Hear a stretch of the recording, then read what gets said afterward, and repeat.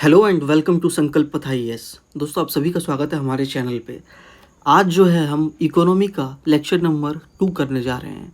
हमने स्टार्ट किया था economy for UPSC and state PCS 2026 के लिए। तो आज इसका लेक्चर नंबर 2 है। पिछले वाले लेक्चर में हमने जो है वो कंप्लीट कर लिए थे क्वेश्चंस टिल यहाँ तक ना, डिनोमिनेशन तक वाले में। तो एक बार हम जल्दी से रिकैप कर लेते हैं कि पिछले वाले लेक्चर में हमने कहाँ तक किया था, ठीक है, ताकि आप सभी को भी इससे प्रैक्टिस हो जाए। तो पिछले वाले लेक्चर में मेनली वो एक तरह का ओरिएंटेशन सेशन भी था, ठीक है, जिसमें आपको बताया था मैंने कि कैसे क्या हम करने वाले हैं आगे, ठीक है। तो अगर आपने नहीं देखा तो प्लीज़ जाके उस लेक्चर को भी देख लीजिए। और मैं आप सभी को बता दूं कि आप हमारे टेलीग्राम चैनल संकल्प पथ आईएएस को भी ज़रूर से ज्वाइन कर लीजिए, ताकि आपको आगे के लेक्चर्स के अपडेट उस पर मिलता रहे, जिसका लिंक आपको डिस्क्रिप्शन बॉक्स में भी मिल जाएगा। तो लास्ट लेक्चर में हमने इकोनॉमी का जो सिलेबस था पहले तो उसको देखा था कि प्री में क्या सिलेबस है इकोनॉमी का, उसके अलावा कितने लगभग क्वेश्चंस पूछे जाते हैं। फिर मेंस की बात की थी, मेंस में इकोनॉमी का क्या सिलेबस है, मेंस में लगभग कितने क्वेश्चन, 7 से 9 क्वेश्चन करीबन पूछे जाते हैं इकोनॉमी से। फिर हमने ये बताया था कि क्यों हमने मोरनाल सर का ही पीसीबी क्यों स्टार्ट किया है ना। और मैं आपको ये भी बता दूं कि अगर आपने मेरे ही पीसीबी 13 वाले लेक्चर्स देखे हुए हैं तो ज़रूरी नहीं है कि आप इसको भी देखें, ठीक है। हालांकि अभी टाइम है एग्ज़ाम को, तो अगर आप देखना चाहें तो क्यूएक्स पे देख सकते हैं ताकि आपका रिवाइज हो जाए। लेकिन जो पहली बार इकोनॉमी कर रहे हैं वो आराम से इन लेक्चर्स को देखें, हो सके तो फिर से मतलब रिवाइज करने के पर्पज़ से देख लें। तो हम मुन्नाद सर का जो पिलर 1 है, pillar 1A1 money barter to bitcoin, हमने इसको स्टार्ट किया था, ठीक है। तो ये सब इसका इंडेक्स है, मैंने बताया था इंडेक्स का इसमें क्या इंपॉर्टेंस होता है, ठीक है, किस पिलर से कितने क्वेश्चंस आते हैं वो भी हमने बताया था। सबसे पहला जो हमने टॉपिक किया था वो था बार्टर सिस्टम पे और उसके डिसएडवांटेजेस पे।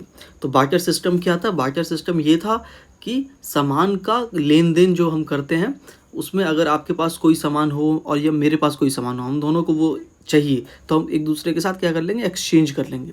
वो था बार्टर सिस्टम। बार्टर सिस्टम सबसे पहले मेसोपोटेमियम ट्राइब में इंट्रोड्यूस किया गया था वहाँ पे। बार्टर सिस्टम के डिसएडवांटेजेस हुआ करते थे। कौन से डिसएडवांटेजेस? कि डबल कोइंसिडेंस चाहिए, सर्च कॉस्ट ज़्यादा होता है, पेरिसेबल आइटम ख़राब हो जाता है, स्पेशलाइजेशन इनकरेज नहीं करता है। इन सब वजहों से फिर मनी पे आए थे हम बार्टर सिस्टम से, ठीक है। मनी पे आने के बाद मनी की कुछ फंक्शंस होते हैं। प्राइमरी फंक्शन, कौन से प्राइमरी फंक्शंस होते हैं कि वो वैल्यू को मेज़र करता है। दूसरा मीडियम ऑफ एक्सचेंज का वो रीज़न होता है मनी। सेकेंडरी फंक्शन कौन से होते हैं कि मनी को आप स्टोर वैल्यू कर सकते हैं, स्टोर कर सकते हैं, जमा कर सकते हैं। फिर ट्रांसफ़र वैल्यू होता है मनी का और डिफ़ॉल्ट पेमेंट होता है। ट्रांसफ़र वैल्यू क्या होता है? एक जगह से दूसरे जगह आप पैसे को भेज सकते हो, ईएमआई के थ्रू भी आप पैसे का इस्तेमाल करके कोई सामान ले सकते हो। फिर मनी के कंटीजेंसी फंक्शन थे। कंटीजेंसी फंक्शन क्या थे? बेसिस ऑफ फाइनेंशियल मार्केट है मनी, आधार है, पैसे से ही शेयर मार्केट में यूज़ किया जाता है सब चीज़ें। फिर फैक्टर ऑफ प्रोजेक्शन को मोबिलाइज करने का भी रीज़न क्या होता है? मनी ही होता है। तीसरा, ये नेशनल इनकम को रिडिस्ट्रीब्यूट करने में मनी हेल्प करता है, ठीक है। फिर मनी का जो इवोल्यूशन हुआ वो हमने देखा कि कमोडिटी मनी आया पहले, मेटेलिक मनी आया, फिर paper money, bank money, deposit money, फिर क्रिप्टो करेंसी। कमोडिटी मनी क्या था कि पहले के समय में जो है आयरन नेल्स या कोकोआ बीन्स, व्हेल टीथ, इन्हीं सबको एज अ मनी यूज़ किया जाता था। कि मान के चलो 1 किलो पोटैटो की कीमत हमने क्या रख दिया, 5 कोकोआ बीन रख दिया, ठीक है। तो ये इस तरीके का कमोडिटी को ही एज अ मनी यूज़ किया जाता था। लेकिन इनकी भी प्रॉब्लम थी कि भाई कोकोआ बीन भी समय के साथ ख़राब हो जाएगा, यूनिफॉर्म नहीं रहता, कि हो सकता है कि कोई जो है मान के चलो व्हेल का टीथ जो है वो बड़ा हो, कोई छोटा हो, तो वो यूनिफॉर्म नहीं रहता, प्योर नहीं रहता हो था। फॉरेनर्स हो सकता है वो एक्सेप्ट ना करें, उनको नहीं चाहिए होगा व्हेल का टीथ, ठीक है। ये प्रॉब्लम्स थी। फिर उसके बाद हम आए किस पे? मेटेलिक मनी पे आए। मेटेलिक मनी पे आने के कारण क्या था? बहुत सारा कुछ फ़ायदा हमको हो गया। एक तो हम उसको खुद से ही यूनिफॉर्म कर सकते थे, मतलब जितना चाहे उतना बड़ा खुद का ही बना देते थे उसको हम, मेटेलिक मनी को, ठीक है। तो ये जो प्रॉब्लम्स थी, पेरिसेबल नहीं होता था मेटेलिक मनी, ऐसा नहीं होता था कि समय के साथ ख़राब हो जाएगा, ठीक है। और फॉरेनर्स भी उसको एक्सेप्ट करने के लिए तैयार हो जाते थे। क्यों? क्योंकि पहले मेटेलिक मनी सबसे पहले गोल्ड सबका बनाया गया था, ठीक है, तो ये हम मेटेलिक मनी में आ गए। उसके बाद मैंने बताया था आपको इंट्रिंसिक वैल्यू क्या होता है। इंट्रिंसिक वैल्यू होता है कि उस मेटल का क्या वैल्यू है, खुद का उसका कितना वैल्यू है। कि अगर मान के चलो कोई गोल्ड का कॉइन है जिस पे 5 रुपये लिखा गया है, तो ये 5 रुपये की वैल्यू वाला जो गोल्ड का कॉइन है 5 रुपये हो गया उसका फेस का वैल्यू। लेकिन वो जो गोल्ड कॉइन है अगर आप उसको गोल्ड की कीमत पे बेचो तो हो सकता है वो 100 रुपये का बिके आपका। तो ये जो 100 रुपये हो गया ये हो गया उसकी इंट्रिंसिक वैल्यू, 5 रुपये क्या हो गया उसकी फेस वैल्यू हो गई। तो जो ये मेटल्स हो गए आपकी, मेटल्स में गोल्ड वोल्ड हो गया आपको, गोल्ड सिल्वर, उसकी इंट्रिंसिक वैल्यू हरदम ज़्यादा होती थी फेस वैल्यू से। तो उसको हम क्या कहते थे, फुल बॉडीड कॉइन कहते थे हम। क्या, जिसकी इंट्रिंसिक वैल्यू इक्वल हो या ज़्यादा हो उसके फेस वैल्यू से, उसको हम कहते थे फुल बॉडीड कॉइन। और जिसकी कम हो इंट्रिंसिक वैल्यू उसको कहते थे हम टोकन कॉइन। तो आज के समय में के जो हमारे सिक्के चलते हैं वो बने होते हैं कुप्रोनिकल मेटेरियल से, तो वो टोकन कॉइन ही हम उसको कहेंगे। डिबेसमेंट क्या था कि समय के साथ क्या था कि जो कॉइन में मेटल है वो कम होता गया। कम क्यों होता गया भाई, राजा जो थे वो कमज़ोर होते चले गए, उन पर इतना पैसा ही नहीं था कि वो गोल्ड के कॉइन ये सब बना सके। तो यूजुअली कब होता है, जब राजा वीक होने लग जाता है। फिर मैंने आपको ये भी बताया था कि कॉइनेज एक्ट 2011 जो है वो प्रोहिबिट करता है कि सिक्के को आप मेल्ट नहीं कर सकते हो। तो ऐसा कानून क्यों लाना पड़ा, क्योंकि ऐसे केसेस देखे गए जहाँ पे हमारे देश के जो सिक्के थे 5 रुपये के मेनली, उनको क्या किया जाता था, स्मगल करके बांग्लादेश वगैरह में बेच दिया जाता था, जहाँ पे उनको मेल्ट करके पिघला के उस 5 रुपये के सिक्के से समझो 10 ब्लेड बना लिया और हर एक ब्लेड 2 रुपये में बेचा। तो कितने रुपये हो गए, 20 रुपये का सामान बेच लिया, समझ रहे हो, उसी 5 रुपये के सिक्के से। तो ये तरह का जो चीज़ें चलती थी इस वजह से उसको बंद किया गया मेल्टिंग कॉइन का, और इस पर बहुत सज़ा का प्रावधान है। ठीक है, तो अब हम आते हैं कि intrinsic value coin versus paper currency का। मैंने कॉइन का तो बता दिया इंट्रिंसिक वैल्यू होता है, लेकिन क्या पेपर करेंसी का भी कोई इंट्रिंसिक वैल्यू होता है? तो भाई देखो, पेपर जो है, पेपर के नोट है आपके पास 10 रुपये का, उस पर क्या लिखा हुआ है, 10 रुपये लिखा हुआ है। ठीक है, तो हमने फेस वैल्यू क्या हो गया उसका, 10 रुपये हो गया। लेकिन क्या उस पेपर का सच में कुछ वैल्यू है? आप उसको पेपर को बेचोगे तो कितने रुपये आपको मिलेंगे? कुछ मिलेगा? कुछ भी नहीं मिलेगा। तो इस वजह से पेपर करेंसी का कुछ भी इंट्रिंसिक वैल्यू अपने नहीं है इस समय पे। और एक फ़ायदा पता है क्या होता है पेपर करेंसी आने से, कि आप बल्क में इसको कैरी कर सकते हो। जो सिक्के होते हैं वो भारी होंगे भाई, अब वो कितना ही आप ले जाओगे ना, अगर आपको बहुत ज़्यादा सामान कुछ खरीदना हो तो नहीं ले पाओगे आप। ठीक है, फिर हम आते हैं आगे, हमने पढ़ा था फिएट मनी और लीगल टेंडर किसको कहते हैं। हमने फिएट मनी हमने पढ़ा था, फिएट मनी होने के लिए 2 कंडीशन ज़रूरी है होना। पहला कि वो मस्ट भी फिजिकल फॉर्म में हो सकता है, डिजिटल फॉर्म में हो सकता है, वर्चुअल करेंसी के फॉर्म में हो सकता है, क्रिप्टो कॉइन, मतलब जिससे कि हम वैल्यू मेज़र कर सके, एग्जिस्टेंस में होना चाहिए कोई भी नोट या सिक्का। ठीक है, एक कंडीशन तो ये हो गया। दूसरा कंडीशन है कि उस सिक्के या नोट को किसी राजा ने या किसी सेंट्रल बैंक के द्वारा इशू किया गया होना चाहिए। अगर वो इशू किया गया है, ये दोनों कंडीशन फुलफिल होता है तो वो होता है फिएट मनी। ठीक है, फिएट मनी हो गया, समझ में आ गया आप सभी को। फिएट मनी के बाद था लीगल टेंडर। लीगल टेंडर के होने के लिए भी 2 कंडीशन होना ज़रूरी होता है। क्या, पहला तो वो एक फिएट मनी होना ज़रूरी है। फिएट मनी के लिए क्या था, फिजिकल डिजिटल किसी फॉर्म में हो, और दूसरा सेंट्रल गवर्नमेंट या किंग क्वीन सबने किसी ने इशू किया हो। तो एक कंडीशन तो ये हो गया लीगल टेंडर होने के लिए। दूसरा कंडीशन ये था कि वो लीगली वैलिड होना चाहिए पूरे देश भर में, यानी कि दूसरी पार्टी मना नहीं कर सकती लेने से उसको।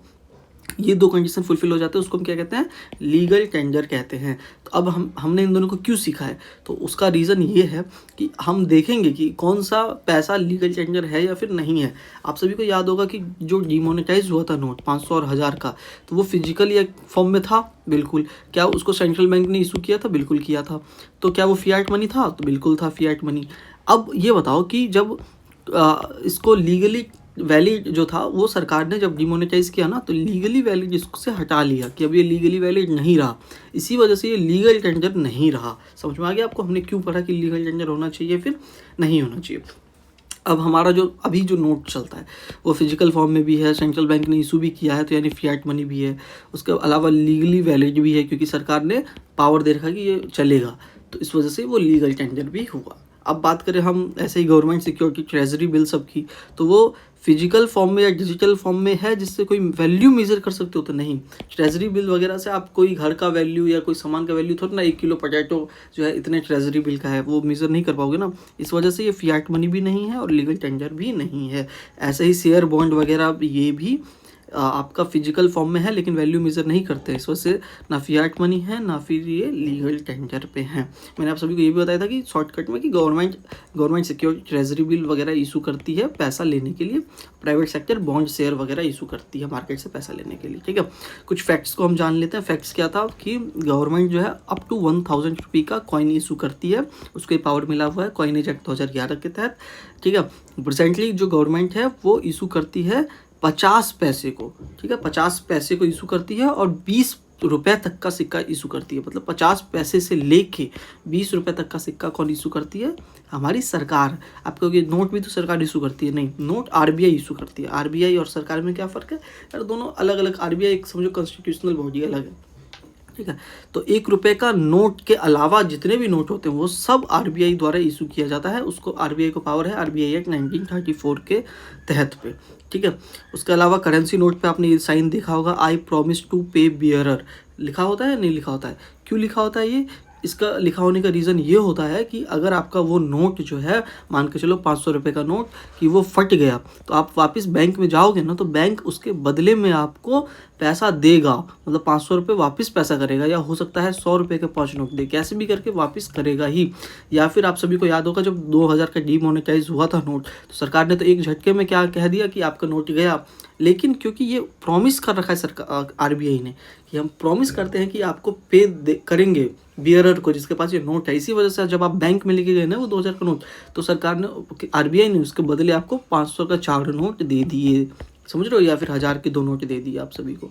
ठीक है, तो ये प्रॉमिस था, इसी वजह से। तो कॉलोनियल ईरा में ये जो थे वो दूसरे तरीके से थे, उस पर भी हम आएंगे। ठीक है, तो उसके बाद फिर हमने क्रेडिट कार्ड और चेक से हम, ये एक तरह का लीगल टेंडर नहीं होता है जिस पे हमने बात किया ना, क्रेडिट कार्ड चेक, उससे आप वैल्यू मेजर नहीं कर सकते हो ना कि 2 कप चाय हो गया 2 चेक के बराबर में, ऐसा नहीं होता है ना।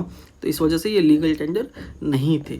लीगल टेंडर भी लिमिटेड और अनलिमिटेड होते हैं। लिमिटेड और अनलिमिटेड का मतलब क्या है कि लिमिटेड लीगल टेंडर यानी कि जो रेसिपिएंट है वो एक हद के बाद मना कर सकता है कि मुझको नहीं चाहिए, तो ऐसा सरकार ने ही कहा हुआ है।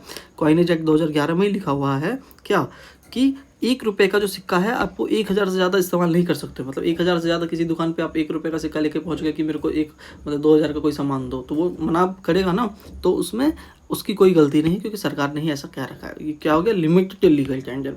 अनलिमिटेड लीगल टेंडर का मतलब क्या है कि भाई आपको 1 लाख का सामान चाहिए, आप 200 का नोट जितना चाहे उतना ले जाओ, 100 रुपये का नोट जितना नोट ले जाना चाहो ले जाओ। ठीक है, आप ये पावर है आरबीआई एक्ट 1934 के तहत। ठीक है, कि every bank note is a legal tender in India, section 26 में ऐसा लिखा गया है। दूसरी पार्टी जो है वो मना नहीं कर सकती लेने से।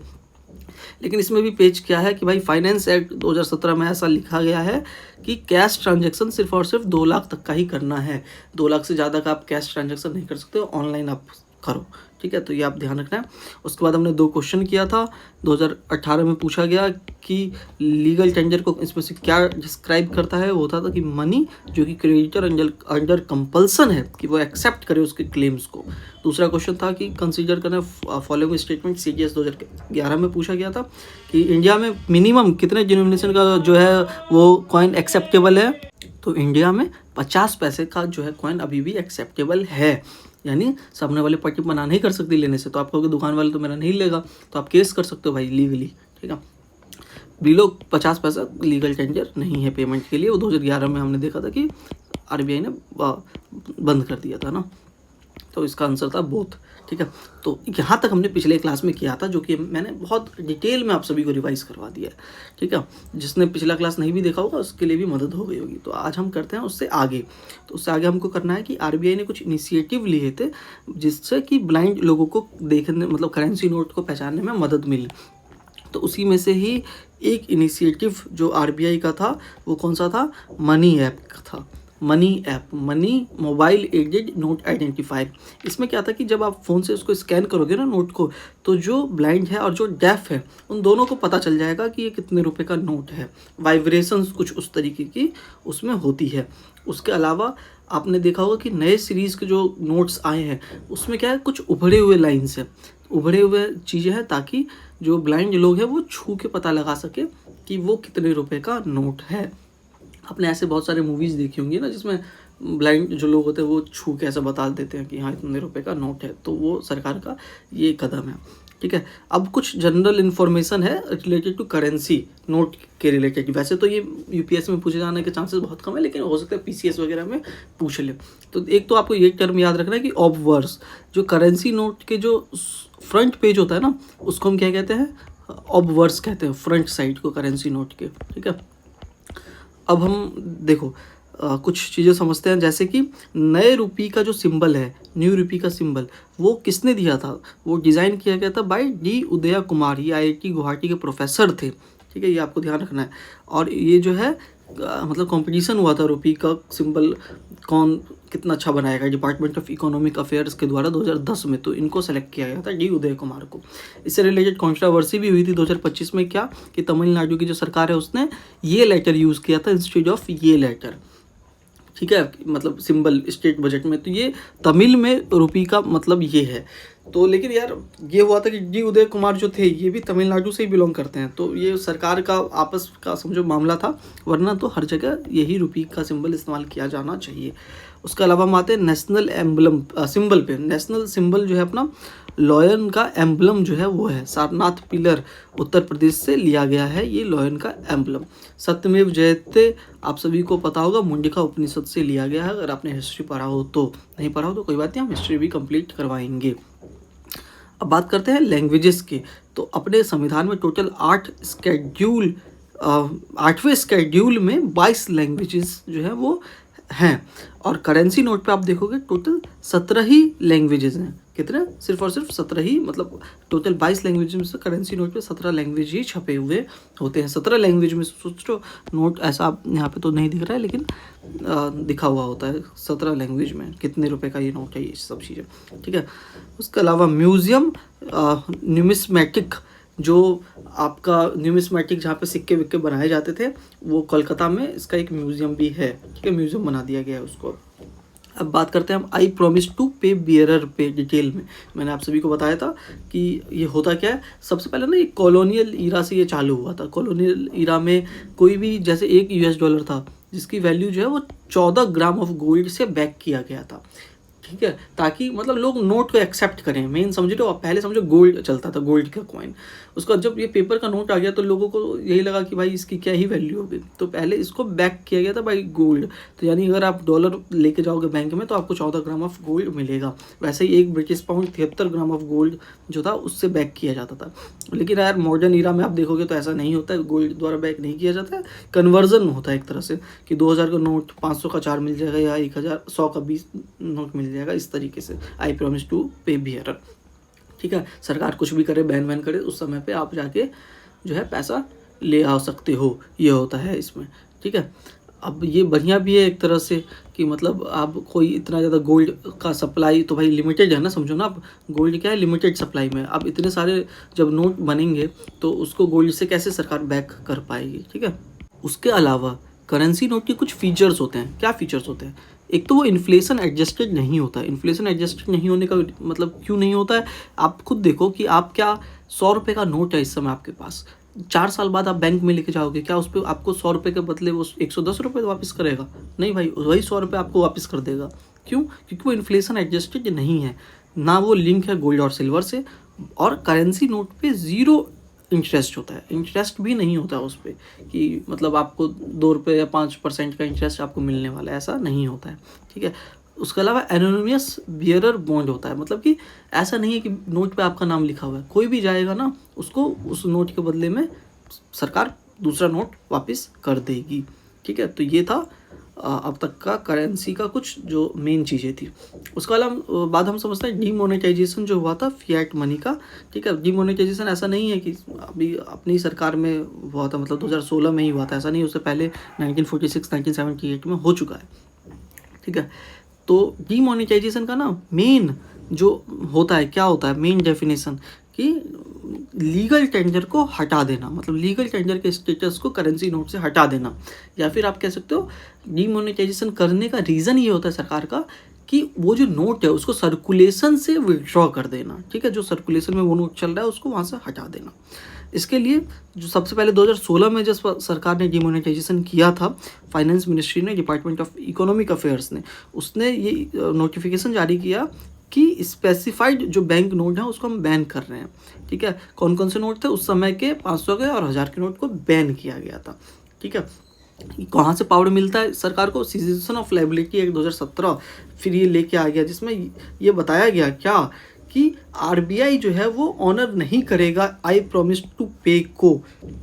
मतलब समझ लो इसका क्या, कि आप वो 500 और 1000 के नोट लेके जाओगे आरबीआई के पास में, तो आपको उसके बदले में हो सकता है 500 के 100 के नए 4 नोट मिल जाए। ठीक है, बैंक नोट आपको वापस नहीं मिलेगा। और इलीगल बैंक नोट को रखना भी क्या था? इलीगल था, मतलब बैंक नोट को रखना भी इलीगल था। ठीक है, अब आपके मन में क्वेश्चन आएगा कि यार 2000 का जो नोट पहले मार्केट में अभी हम देखते थे ना, मतलब कौन सा कलर का था, थोड़ा पिंकिश टाइप का, वो अभी हम नहीं देखते हैं। क्यों नहीं देखते हैं? क्या वो 2000 का नोट डिसकंटिन्यूड हो गया एज ए लीगल टेंडर? तो भाई सरकार से ये क्वेश्चन पूछा गया था, तो सरकार ने क्या जवाब दिया? सरकार ने ये कहा कि भाई 2000 का नोट हम विड्रॉ कर रहे हैं, लेकिन वो लीगल टेंडर है ही। इसका मतलब क्या होता है? इसका मतलब ये है कि भाई सरकार का पहले रीज़न ये था कि हम 2000 का नोट लेके आए ही क्यों? इस वजह से लेके आए क्योंकि जब हमने डीमोनेटाइजेशन किया तो एकदम से हम, मतलब क्योंकि हमको नोट छापने थे 100-100 के या 500-500 के, तो यार हम वो छापते तो वो ज़्यादा नोट हो जाता है। इस वजह से हमने 2000 का पहले नोट छापा कि करेंसी का जो रिक्वायरमेंट है इकोनॉमी में वो जल्दी से मीट हो सके, इस वजह से हमने 2000 का भी नोट छापा। लेकिन क्या हो गया, 2018-19 के बाद हमने 2000 का नोट छापना बंद कर दिया। क्यों बंद कर दिया? क्योंकि मतलब अब ये ज़्यादा वैल्यू का नोट है ना 2000 का नोट। ठीक है, तो उनको लगा कि ये तो और ज़्यादा एक तरह से लोग जमा करेंगे, इससे तो और ज़्यादा ब्लैक मनी होगा ना, इस वजह से। उसके अलावा कुछ रीजंस में ये भी सरकार ने फिर क्या किया, 2023 के में आरबीआई ने ऑर्डर किया कि भाई आपके पास जो ये 2000 का नोट है ना, आप उसको एक्सचेंज करवा लो, बैंक में जाओ, उसके बदले में आप एक्सचेंज करके जो आपका 500 का नोट है वो ले लो। समझ रहे हो, ये सरकार ने कहा, आरबीआई ने कहा। ठीक है, और रीज़न भी ये दिया कि भाई 2000 का नोट एक तो क्या है कि फ्रिक्वेंटली यूज़ नहीं होता है। ठीक है, मतलब इतनी जल्दी यूज़ नहीं होता है। उसके अलावा भाई जो पेपर है 2000 का नोट का, उसकी क्वालिटी 4-5 साल में क्या हो जाती है? डिग्रेड हो जाती है। इस वजह से मतलब ये सरकार का, आरबीआई का ये रीज़न था इसमें। ठीक है, तो क्या कहा 2000 का नोट विड्रॉ करने पे कि भाई आप जल्दी से जाओ बैंक में जमा करवा लो इसको। ठीक है, उसके या तो एक्सचेंज कर लो आप। तो ये सरकार का यहाँ पे कहना था। ठीक है, तो 2000 का जो नोट है क्या वो डिमोनेटाइज हुआ था? तो नहीं, वो डिमोनेटाइज नहीं हुआ था। तो ये आपको ध्यान रखना है। ठीक है, बस विड्रॉ कर लिया सर्कुलेशन से सरकार ने। ठीक है, आरबीआई ने। ठीक है, अब क्यों विड्रॉ किया मैंने आप सभी को बता दिया कि भाई उस समय पे करेंसी का जो शॉर्टेज था उस वजह से कर लिया। ठीक है, लोग इतनी जल्दी यूज़ नहीं कर सकते थे, ट्रांजैक्शन में करते थे, इस वजह से। नोट का लाइफ स्पेन 4-5 साल का होता था। तो जब अब हमने देखा कि 3-4 साल पहले जब सरकार ने, आरबीआई ने क्या किया, प्रिंटिंग ही स्टॉप कर दिया था 2018-19 में, तो 4-5 साल यानी 2023 तक आते आते तो भाई वो नोट ख़राब होने लग गए। ठीक है, तो ये हमने देख लिया। उसके अलावा ये सब तो ऐसा कुछ काम का नहीं है। ठीक है, रिडोमिनेशन देखो सरकार सर ने भी इसको हटा दिया। ठीक है, अब हम आते हैं बैंक मनी, डिपॉजिट मनी को। आप चिंता मत कीजिए, हम कोई भी चीज़ ऐसा छोड़ने वाले नहीं हैं। ठीक है, हर एक चीज़ अच्छे से करते हैं कवर। देखो, बैंक मनी और डिपॉजिट मनी को समझते हैं। सबसे पहले तो आपको ये समझना है कि ये एक्चुअल मनी नहीं होते ना, डिपॉजिट मनी या बैंक मनी, ये टूल्स हैं। ठीक है, क्या है? टूल्स हैं, नॉट एक्चुअल मनी। ठीक है, मतलब आप यहाँ से कुछ सामान परचेज नहीं कर सकते हो आप। ठीक है, आप कहोगे मैं तो चेक दूंगा दुकान में जाके, तो वो तो कुछ मतलब ऐसे मॉल वॉल में जाके तो कुछ सामान दे देगा उसके बदले में, हाँ कि 2000 का चेक है, स्कूल कॉलेज में जमा करते हैं हम, लेकिन वो किसी वैल्यू को मेज़र नहीं करता है। आप समझ रहे हो, इतना ज़्यादा ना वो उसमें नहीं जाना है। ठीक है, तो अब हम आते हैं कुछ चीज़ों पे। चेक को समझते हैं सबसे पहले। चेक में ना 3 पार्टीज़ होती हैं, एक होते हैं ड्रॉर, ड्रॉई और पेई। इसको आपको याद रख लेना है। ड्रॉर किसको कहते हैं? सेंडर को, जिसने चेक दिया है। दूसरा ड्रॉई, बैंक को कहते हैं ड्रॉई। तीसरा पेई, जो निकालेगा, रेसिपिएंट होगा जिसके पास वो चेक जाएगा, वो हो गया पेई। ठीक है, तो ये टर्म्स आपको याद रखना है। ड्रॉर कौन होता है, ड्रॉई कौन होता है, पेई कौन होता है। ठीक है, चेक के भी कुछ टाइप्स होते हैं। स्टेल, स्टेल यानी कि 3 महीने जब से वो इशू किया गया है तब से 3 महीने तक में उसको डिपॉजिट जो है नहीं डाला, मतलब आपने 3 महीने तक उसको यूज़ नहीं किया, तब वो क्या हो जाएगा? ख़राब हो जाएगा, अस्वीकार्य हो जाएगा ना। आप फिर उसका 3 महीने बाद जब डालोगे जाके तो वो आपका बैंक नहीं लेगी उसको। एक होता है post dated cheque. Post dated क्या होता है कि उस पर लिखा होता है डेट, कि इस डेट के बाद आप इसको जमा करिएगा, तब जाके आपको इसके बदले पैसे मिलेंगे। ठीक है, तीसरा होता है ओपन बियरर चेक, यानी उस पर कोई क्रॉसिंग नहीं होता है। क्रॉसिंग चेक पे आप देखोगे ऐसे करके लगा देते हैं, यानी कि ये ना होने से क्या होता है कि कोई भी इनकैश कर सकता है, यानी जिसके पास वो चेक चला गया वो इनकैश करेगा। क्रॉसिंग करने का मतलब ये होता है कि उस पर नाम लिख देते हैं कि भाई ये इसी को ही जाएगा। मतलब अगर आपका समझो स्कूल का नाम है लेट सपोज XYZ स्कूल, तो क्रॉसिंग करके लिख देते हैं कि ये XYZ स्कूल ही ऐसा करके स्कूल, तो वही निकालेगा वो। ठीक है, वो होता है आपका ओपन बियरर चेक कि कोई भी इनकैश करा सकता है। अब IFSC कोड के बारे में आपने सुना होगा। IFSC कोड फुल फॉर्म क्या होता है? Indian financial system code. 11 digit का अल्फा न्यूमेरिक नंबर होता है जिससे कि बैंक ब्रांच आइडेंटिफाई किया जा सके, जस्ट लाइक आपके पिन कोड आपका एरिया का होता है वो। MICR क्या होता है? मैग्नेटिक इंक करेक्टर रिकॉग्निशन होता है। 9 डिजिट का कोड होता है, आयरन ऑक्साइड में लिखा जाता है ताकि ऑटोमेटेड क्लियरेंस हो सके। जब भी आप मतलब आप जमा करवाते हो चेक वेक, तो MICR कोड मतलब उस पर लिखा होता है, मैग्नेटिक इंक से वो लिखा होता है वो। ठीक है, तो ये कुछ फीचर्स थे ताकि जल्दी से जल्दी जो है वो जमा हो सके। ठीक है, अब डिमांड ड्राफ्ट और ओवरड्राफ्ट को हम समझ लेते हैं। डिमांड ड्राफ्ट और ओवरड्राफ्ट का आपने नाम सुना होगा, तो भाई DD डिमांड ड्राफ्ट किसको कहते हैं? सबसे पहले DD को समझ लेते हैं। डिमांड ड्राफ्ट जो होता है वो होता है पहली बार फर्स्ट टाइम जब आप मनी जो है वो बैंक में देते हो और बैंक जो है वो इशू करता है DD को। इसका मतलब क्या हुआ? इसका मतलब ये है कि अगर आपको DD चाहिए बैंक से 500 रुपये का, मान के चलो, तो पहले आपको 500 रुपये वो बैंक में जाके जमा करवाना होगा, तब जाके बैंक आपको DD देगा 500 रुपये के वैल्यू का। समझ लो, आपको एक कागज़ टाइप का होता है जिस पे लिखा होता है ये सब चीज़ें। अब आप कहोगे कि मेरा अगर खाता ही उसी बैंक अकाउंट में, तो आपको जमा नहीं करवाना, आपके पैसे बैंक से कट जाएंगे और 500 का आपको DD मिल जाएगा। ठीक है, तो अब उसके बाद अब ये DD का आप कहीं पे भी कॉलेज वॉलेज में मांगा है तो वहाँ पे जमा कर दोगे, तो क्या हो गया, वो 500 रुपये एक तरह से उनको DD के फॉर्म में मिल गया। अब वो बैंक क्या करेंगे उस DD का, वो कॉलेज वाले, अब वो कॉलेज वाले इस DD को बैंक में जमा करेंगे, उनको 500 रुपये का मिल जाएगा। अब आप कहोगे यार इतना झंझट की क्यों करना, सीधे ही 500 रुपये जाके कॉलेज में क्यों नहीं जमा कर देना? तो भाई सरकार ने कहा हुआ है ना कि 2 लाख से ज़्यादा का अमाउंट का आप कैश यूज़ नहीं कर सकते हो, तो ये 500 रुपये के लिए DD नहीं निकलवाया जाता, ये ज़्यादा अमाउंट के लिए DD को निकलवाया जाता है। ठीक है, बेनिफिट क्या होता है कि भाई ये बाउंस नहीं करता चेक की तरह। चेक जैसे बाउंस कर देता है, बहुत सारे रीजंस होते हैं, मेनली ये रीज़न होता है कि बैंक में उतना पैसा ही नहीं था, किसी ने चेक तो इशू कर दिया। लेकिन DD क्योंकि क्या होता है, ये प्रीपेड होता है, पहले से ही पेड किया हुआ होता है, तो ये बाउंस नहीं होगा। जब स्कूल या कॉलेज जाएगी बैंक में तो उसको पैसा उसके बदले मिल ही जाएगा। ठीक है, DD समझ गए आप। अब समझते हैं ओवरड्राफ्ट किसको कहते हैं। ओवरड्राफ्ट एक तरह का टेम्प्रेरी क्या होता है, लोन होता है। क्या टेम्प्रेरी लोन होता है, मतलब कि आप जो है बैंक से कुछ रुपए का ओवरड्राफ्ट ले सकते हो। आपके पास अगर बैंक में पैसा नहीं भी है, इनसफिशिएंट बैंक बैलेंस है, स्टिल आप पैसा विड्रॉ कर सकते हो, आपको अगर फैसिलिटी मिली हुई है ओवरड्राफ्ट की तो। जैसे कि प्रधानमंत्री जन धन योजना वाले जितने भी बैंक अकाउंट हैं उनको अप टू 10,000 रुपीज़ का ओवरड्राफ्ट की फैसिलिटी मिली हुई है कुछ कंडीशंस के साथ।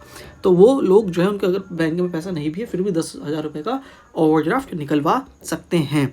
ठीक है, अब ओवरड्राफ्ट और लोन में फ़र्क क्या होता है भाई? तो ओवरड्राफ्ट मेनली शॉर्ट टर्म होता है, ठीक है, और लोन्स होते हैं मेनली हाई टर्म होते हैं, मतलब लॉन्ग टर्म के लिए होते हैं वो। ठीक है, और क्या होता है कि लोन ज़्यादा अमाउंट के लिए भी होता है, ओवरड्राफ्ट तो कम अमाउंट के लिए भी होता है ना। तो ये कुछ होता है। ओवरड्राफ्ट में आपका इंटरेस्ट भी कम चार्ज होता है, लोन में तो आपको पता ही है 10-12% ये करके इंटरेस्ट भी चार्ज होता है। ठीक है, तो हम समझ गए ओवरड्राफ्ट भी और डिमांड ड्राफ्ट भी। ठीक है, कुछ भी डाउट होता जाए प्लीज़ आप कमेंट सेक्शन में पूछते जाइएगा। अब हम समझते हैं चेक। NPCI का चेक ट्रांसमिशन सिस्टम आया था, CTS, और पॉजिटिव पे मैकेनिज्म। इसको एक बार अच्छे से समझ लेते कि ये क्या है, चेक ट्रांसमिशन सिस्टम और पॉजिटिव पे मैकेनिज्म। तो ये एक तरह का फैसिलिटी है ताकि आपका चेक जो है ना कोई गलत हाथों में ना चला जाए। मतलब अगर आपने चेक पे लिखा हुआ 20,000 रुपये, ठीक है, आपने किसी को दिया और उसने एक और जीरो लगा लिया पीछे, 2 लाख का कर लिया आपके अकाउंट से, तो 2 लाख चले जाएंगे। तो ऐसा पहले होता था सही में, लेकिन अब नहीं होता है। क्यों नहीं होता है? क्योंकि ये जो दो है ना NPCI जिसको लेके आई, चेक ट्रांसमिशन सिस्टम और पॉजिटिव पे मैकेनिज्म, इसकी वजह से नहीं होता है। तो सबसे पहले होता क्या है कि जब भी मान के चलो कोई एक आदमी है, उसने दूसरा आदमी को चेक दिया, ठीक है, एक आदमी ने दूसरे आदमी को क्या दिया, चेक दिया। तो चेक ये जब देगा तो जब देते वक्त वाला टाइम के ये फ़ोटो खींच लेगा, ठीक है, और फ़ोटो खींच के ये इसने चेक दे दिया सामने वाले आदमी को, और सामने वाला आदमी ने क्या किया, उसको बैंक में जाकर जमा करवाया। अब बैंक क्या करेगा, उस चेक को भाई वो भी मैच करेगा मशीन में डाल के। कैश जब वो मैच करेगा तो वो देखेगा कि इस वाले जो बंदे ने जिसने चेक दिया है, जिसने फ़ोटो खींचा था, क्योंकि इसने अपलोड कर दिया बैंक के साइट पे, किसके, अपने बैंक के साइट पे, ठीक है, अपलोड कर दिया इसके फ़ोटो को। तो अब इसने जो है जब वो बैंक में जमा करवाया तो बैंक के पास ये डाटा भी आ चुका था इसके फ़ोटो का, ये दोनों को मैच करेगा कि हाँ इस पे 20,000 लिखा हुआ है, इस पे भी 20,000 लिखा हुआ है। दोनों को जब वो मिलाएगा तब जाके वो देखेगा कि हाँ मिल रहा है, तो उसको हम क्या कहेंगे, चेक ट्रोनिकेशन सिस्टम कहेंगे। ये जो फ़ोटो मिलान वाला जो था, उसके बाद वो जाके पैसा देगा। ठीक है, ये समझ में आ गया आपको, उसके बाद पैसा देगा। और अगर तो वो इमेज मैच नहीं हुआ, तो सीधी सी बात है, बैंक जो है वो रिजेक्ट कर देगा इस चेक को। ठीक है, तो इस पूरे सिस्टम को हम क्या कहेंगे, पॉजिटिव पे मैकेनिज्म कहेंगे। हम क्या कहेंगे इसको, हम क्या कहेंगे, पॉजिटिव पे मैकेनिज्म कहेंगे। अगर वो मैच नहीं हो रहा है तो, समझ में आ गया, चेक ट्रोनिकेशन सिस्टम और पॉजिटिव पे मैकेनिज्म किसको कहते हैं। ठीक है, अब ये सिंपल किस वजह से था, ये था कि भाई चेक ऐसा आपका ना हो कि कोई गलत इस्तेमाल कर ले। ठीक है, अब यहाँ पे कुछ अच्छे से डिटेल में भी इसको समझा रखा है कि चेक ट्रोनिकेशन सिस्टम की अगर तो SBI को सेंड किया गया कॉपी ऑफ चेक पोस्ट या कॉरियर से तो ज़्यादा टाइम वेस्ट होगा, तो भाई CTS से क्या सीधे स्कैंड इमेज ऑनलाइन भेज दिया। मतलब CTS समझो एक सॉफ्टवेयर टाइप का सिस्टम है कि ऑनलाइन इन्होंने इमेज को भेज दिया बैंक के वेबसाइट पे। ठीक है, ये CTS के थ्रू। और पॉजिटिव पे मैकेनिज्म क्या था कि बैंक उसको दोनों को अगर मैच करेगी, मिल गया तो हो गया, आपका पैसा दे देगी आपको। ठीक है, पॉजिटिव पे मैकेनिज्म में क्या था कि उसमें ऐसा, मतलब अगर तो उसने कुछ ऐसा मैनिपुलेट कर दिया या कुछ कर दिया तो उससे पता चल जाएगा, क्योंकि बोथ इमेज मैच नहीं होंगे। ठीक है, अगर आपको फिर भी समझ में नहीं आए तो भाई वीडियो को पीछे करके आप देख सकते हो, नहीं तो ज़्यादा मतलब इस पर जोर लगाने की ज़रूरत नहीं है। ठीक है, अब CTS जो है, मतलब ऐसा ये जो पूरा सिस्टम काम करता है, पहले तो भाई चेक को ऐसा क्लियर होने में इसीलिए 1 से 2 दिन का लग जाता था। अब इस विदिन फ्यू आवर्स जो है चेक जो है वो हो जाता है, आपका सेटल हो जाता है। इसको हम क्या कहते हैं, ऑन रियलाइजेशन सेटलमेंट करके इसको हम कहते हैं। ठीक है, उसके अलावा हम देखते हैं डिजिटल पेमेंट से रिलेटेड कुछ चीज़ें। देखो, payment and settlement system act 2007 में लाया गया था। इससे RBI को पावर मिलती है कि वो रेगुलेट कर सकता है कार्ड के पेमेंट्स को, ई पेमेंट को, ऑनलाइन जितने भी आप पेमेंट करते हो या कार्ड के थ्रू जो करते हो आप ना, डेबिट कार्ड, क्रेडिट कार्ड, उन सबको रेगुलेट कौन कर सकता है, RBI को ये पावर दिया गया है। तो इसीलिए RBI जो भी नियम बनाएगा तो वो सबको मानना पड़ेगा, क्योंकि ये पावर RBI पे है। ठीक है, अब CBS को समझते हैं, कोर बैंकिंग सॉल्यूशन सिस्टम क्या था। कोर बैंकिंग सॉल्यूशन सिस्टम एक तरह का ये बैंकिंग सॉफ्टवेयर है। ठीक है, मतलब ऑनलाइन, जिससे कि सारा बैंक का जो सेंट्रलाइज्ड डाटा है वो एक साथ एक किसी सर्वर में स्टोर होता है, ताकि आप ब्रांच लेस बैंकिंग कर सको। ठीक है, मतलब सॉफ्टवेयर एक तरह से ये होता है CBS। इससे क्या होता है भाई, देखो आपने अभी पैसा को डिपॉजिट किया बैंक के ब्रांच में। ठीक है, और उस बैंक की जो मैनेजर है या बैंक की कर्मचारी है, उसने क्या किया, अपने कंप्यूटर में वो डाटा को फीड किया। तो आपके मोबाइल में जो उसका बैंक का सॉफ्टवेयर था, आप जैसे उस पर बैलेंस चेक करते हो, क्या होता है, वो अपडेट हो जाता है ना। क्यों अपडेट हो जाता है वो, क्योंकि ये एक तरह का सेंट्रलाइज्ड डाटा मैनेजमेंट एक सिस्टम बनाया गया है, कोर बैंकिंग सॉल्यूशन एक सिस्टम बनाया गया है। RBI का क्या है, इकोबेर। ठीक है, इसको आप कोर बैंकिंग सॉल्यूशन को या कोर बैंकिंग सिस्टम को, मेन इसका काम यही है, इससे ज़्यादा ये इंपॉर्टेंट नहीं है। ठीक है, चलिए अब एक क्वेश्चन आया 2016 में पूछा गया, एक क्वेश्चन है। तो 2016 में जो क्वेश्चन पूछा गया, आप वीडियो को पॉज करके भी चाहे तो इसको आंसर दे सकते हैं। ठीक है, तो क्वेश्चन ये है कि the term core banking solution जो है, इसमें से करेक्ट टर्म क्या है इसका। पहला वाला देखो आप, पहला वाला क्या ऑप्शन क्या है, it is a networking of bank branches, जो कि इनेबल करता है कस्टमर को ऑपरेट करना उसके अकाउंट को regardless of where they open their account. ठीक है, दूसरा ऑप्शन, क्या ये एफर्ट है RBI का ताकि कॉमर्शियल बैंक पे कंट्रोल इंक्रीज किया जा सके कंप्यूटराइजेशन के थ्रू। तीसरा कि ये डिटेल प्रोसीजर है बैंक के द्वारा, ताकि उनका जो नॉन परफॉर्मिंग एसेट है वो ले लिया जाए अनदर बैंक द्वारा। तो मैं आपको आंसर बताता हूँ, आप प्लीज़ इसको आंसर खुद से करने की कोशिश कीजिए।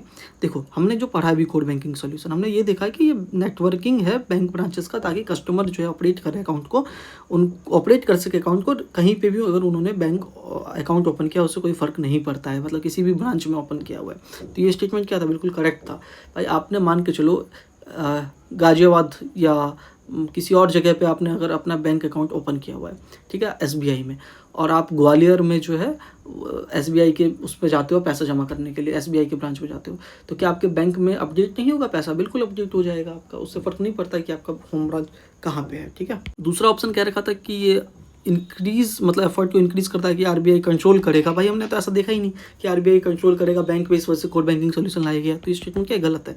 तीसरा कि ये डिटेल प्रोसीजर बैंक के द्वारा नॉन परफॉर्मिंग एसेट, ये सब चीज़ हमने पढ़ा नहीं पढ़ा। सीधे क्या आंसर है आपका, वन ओनली ही आंसर है। तो जिन लोगों का ये भाई कर लिया है तो बहुत बहुत बधाई, आपका सही है।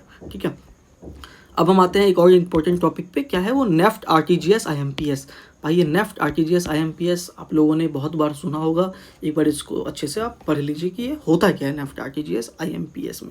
पेमेंट जब भी आप करते हैं तो आपको ये पता होना चाहिए।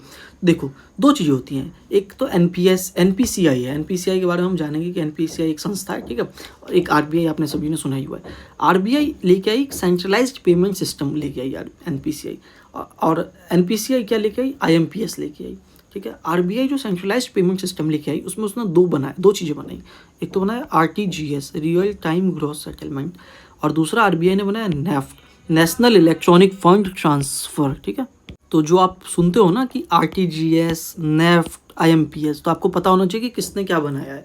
आरबीआई ने बनाया है आरटीजीएस और नेफ्ट, और एनपीसीआई ने बनाया है आईएमपीएस को। ठीक है, अब हम देखो, आपको मैं इसके लिए बता दूं जानकारी के लिए, आईएमपीएस जो आप यूपीआई करते हो ना, यूपीआई वो आईएमपीएस वाले टेक्नोलॉजी पे ही काम करता है। ठीक है, अब समझते हैं आरटीजीएस। आरटीजीएस में क्या होता है, कम से कम आपको 2 लाख रुपए का पेमेंट करना होगा आरटीजीएस यूज़ करने के लिए। 2 लाख से लेके 2000 करोड़ तक का पेमेंट आप कर सकते हो, किससे, आरटीजीएस से। तो ये समझो किसके लिए, बड़े बड़े लोगों के लिए, बिजनेसमैन वगैरह के लिए, हाई वैल्यू ट्रांजेक्शन्स, वो भी इंस्टेंटली करने के लिए। क्या, इंस्टेंट सेटलमेंट होता है इसमें।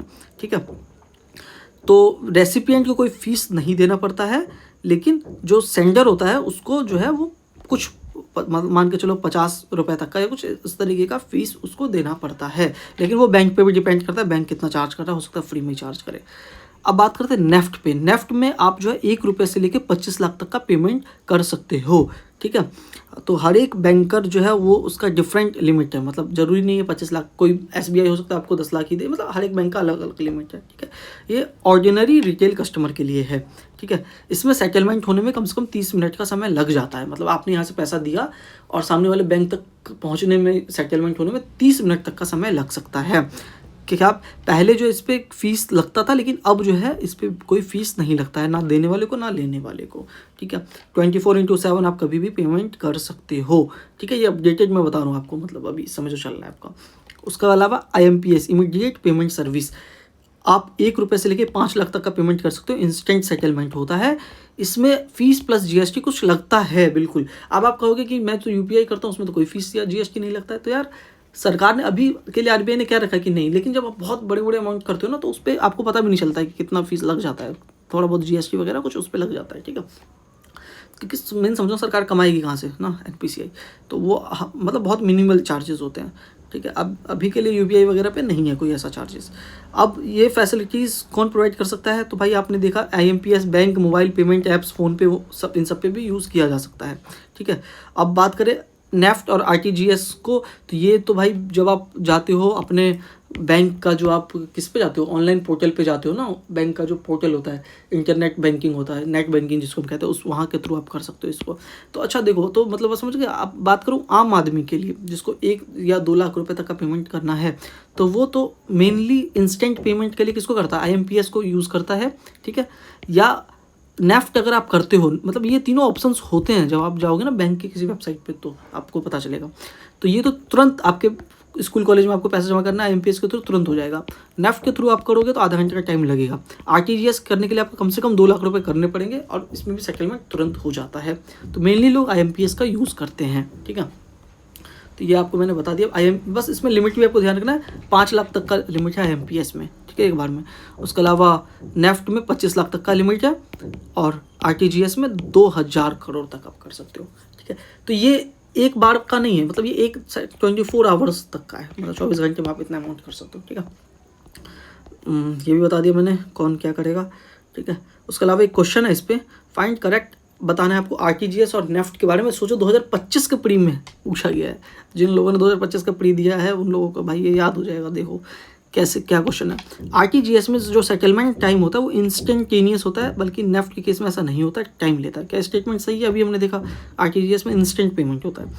आरटीजीएस में कस्टमर जो है उसको कुछ चार्ज देना पड़ता है इनवर्ट ट्रांजेक्शन के लिए, while that is not in the case of NEFT. क्या ये बिल्कुल सही बात है? नहीं है, बिल्कुल सही बात है। इन्वर्ट के लिए हमने देखा था यहाँ पे कुछ चार्ज देना पड़ता है। कहाँ गया? अच्छा, यहाँ पे नहीं, इनवर्ट के लिए 0 फीस था। मतलब इनवर्ट क्या हो गया? रेसिपिएंट। और आउटवर्ड के लिए, सेंडर के लिए था पैसा देना पड़ता है। तो ये स्टेटमेंट क्या भाई गलत है? देखना पड़ेगा ये स्टेटमेंट क्या है, गलत है। इनवर्ट को कोई भी चार्ज नहीं देना पड़ता। और while that is not the case, मतलब इसको हमको आगे देखने की जरूरत ही नहीं। देखो, इनवर्ट को यहाँ पे कोई चार्ज देना पड़ता है तो नहीं देना पड़ता, आउटवर्ड को देना पड़ता है ना। यहाँ पे हमने अभी देखा। और नेफ्ट के केस में तो कोई भी चार्ज किसी को नहीं देना पड़ता। तीसरा, ऑपरेटिंग आवर जो है आरटीजीएस का वो रेस्ट्रिक्ट किया गया सर्टेन डेज के लिए, बल्कि नेफ्ट के लिए ऐसा नहीं किया गया। तो ऐसा नहीं है भाई, ये भी स्टेटमेंट क्यों गलत है? क्योंकि यहाँ पे आप देखोगे 24/7 अवेलेबल है आरबीआई के रिफॉर्म के बाद में। तो ऐसा कोई रेस्ट्रिक्ट नहीं किया गया है ऑपरेटिंग आवर्स को। तो सिर्फ और सिर्फ पहला ही स्टेटमेंट क्या है अपना, करेक्ट है। तो जो भाई जिसने प्रीलिम्स में ये आंसर लगाया होगा उसका सही गया होगा, बाकियों का गलत गया होगा। ठीक है, ये समझ में आ गया आप सभी को। और ये सब जो आरबीआई ने कब रिफॉर्म किया था? 2019 में रिफॉर्म किया था। ये 24/7 कब होगा, ये सब चीज़ें कब होगा? तो सोचो, आरबीआई ने 2019 में रिफॉर्म किया था, क्वेश्चन कब पूछा गया है? 2025 में पूछा गया, यानी 6-7 साल बाद। तो इसीलिए सर ने कहा कि हैंड आउट लेंदी बनता है, कि भाई वो चीज़ें रखनी पड़ती है। मतलब यूपीएससी का पता नहीं, 6-7 साल बाद पूछ ले उस चीज़ को ना, तब तो के लिए तैयार हमको रहना पड़ेगा ना। ठीक है, तो अब हम समझते हैं क्या ये आ गया, LPSS, light weight payment and settlement system. तो आरबीआई इस पे काम कर रहा है। ठीक है, कि हम एक तरह का light weight payment settlement system बनाएंगे। इसका मतलब मेनली काम था कि इमरजेंसी या बैकअप सर्विस में अगर इनमें से कोई भी अगर मान के चलो काम ना करे, उस समय पे ये जो है LPSS काम करेगा। तो मतलब समझो टेम्प्ररी या पोर्टेबल सोल्यूशन है। कुछ नेचुरल डिजास्टर आ गया, मान के चलो इनके सिस्टम जिस दिल्ली में थे, दिल्ली में बाढ़ आ गई उस जगह पे, तो सिस्टम ही रन नहीं कर पा रहा है, तो उस समय LPSS रन करेगा।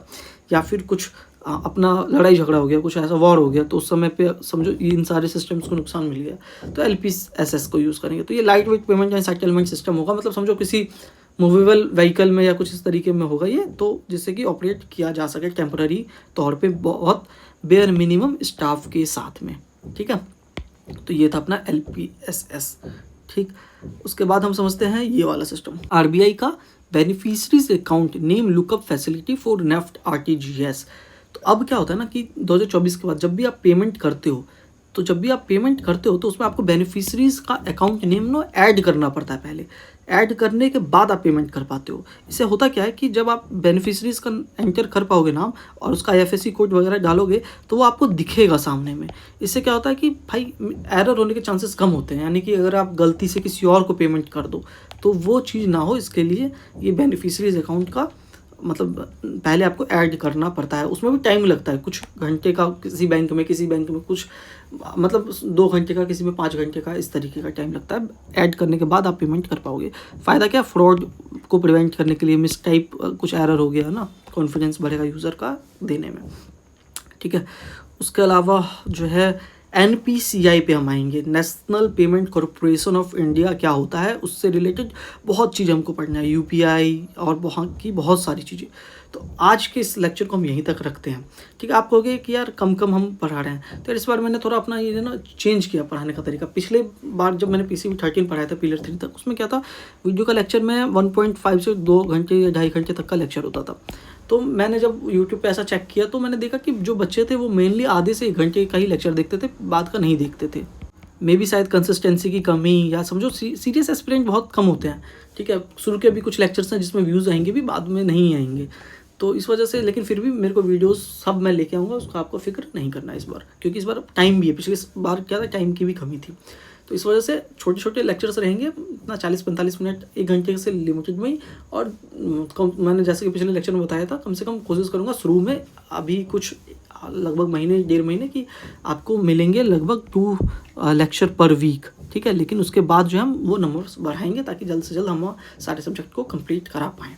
ठीक है, तो बाकी कुछ भी डाउट हो प्लीज़ कमेंट सेक्शन में आप पूछिएगा ना। हमारे टेलीग्राम चैनल को ज़रूर से ज्वाइन कर लीजिए भाई, और साथ में इस चैनल को भी सब्सक्राइब कीजिए ना। अगर आपको इनिशिएटिव अच्छा लगा तो लाइक एंड शेयर कीजिए। मिलते हैं अपने अगले वीडियो में, तब तक के लिए बहुत बहुत धन्यवाद। ठीक है।